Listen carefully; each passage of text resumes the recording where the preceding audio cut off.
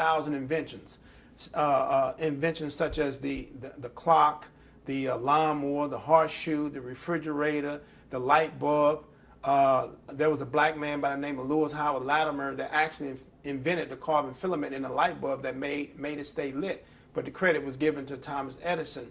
And the list just goes on and on and on and on. But I was never taught about those kind of things.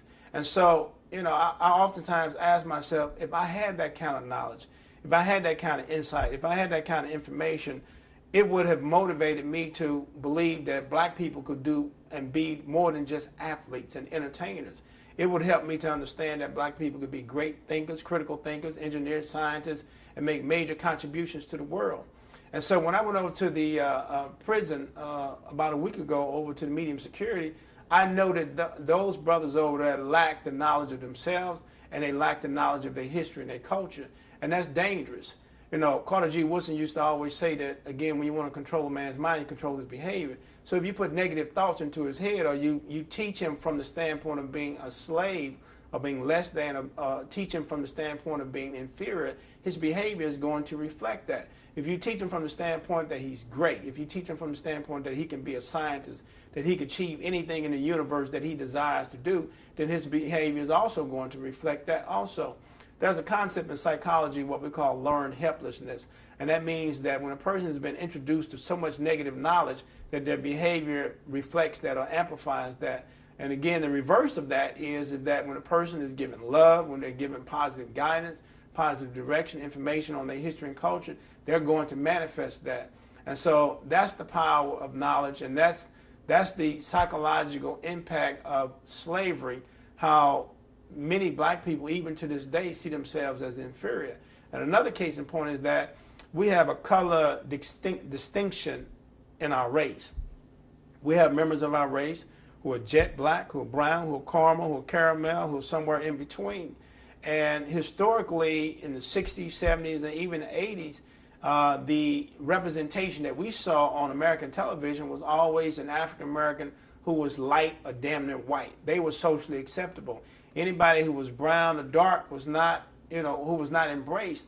And so what it did, it created a subtle psychological sense of racial inferiority that created an even bigger problem within our race, because we had members of our race who were light-skinned who somehow thought that they were better.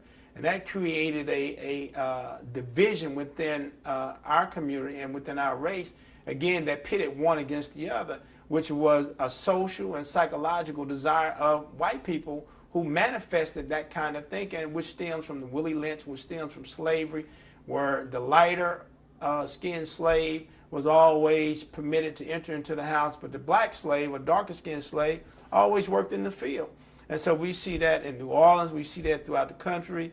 The people that they call Creoles in New Orleans, that was a manifestation of the French who came into New Orleans, who wanted and basically an indentured servant to work in the master's house to provide the daily household chores, who looked like the white female, who looked like the white woman. And so anybody who was of a darker hue always had to work in the field, who was given a bigger burden of the workload or whatever the chore was. And so we still have the vestiges of psychological slavery, which continues to linger even in 2009. Some of the solutions that I see in terms of, let's take hip-hop for example. Hip-hop is a medium that can be used for both positive and negative. If you look in a country like Jamaica and Haiti and the Dominican and the Caribbean, their music is designed to liberate the people from whatever bondage or struggles that they're dealing with.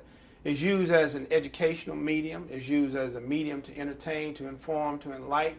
When we look at American music, such as hip-hop, personally, I'm totally embarrassed that most what they call artists, I don't call them artists, I call them buffoons. And that's not to say that all of them are buffoons, but I do believe that they truly don't understand how the industry is using them basically as a pawn to deliver death to our community. That medium can be used to educate, to inform, to enlighten our community, to raise the awareness, to create social and personal responsibility.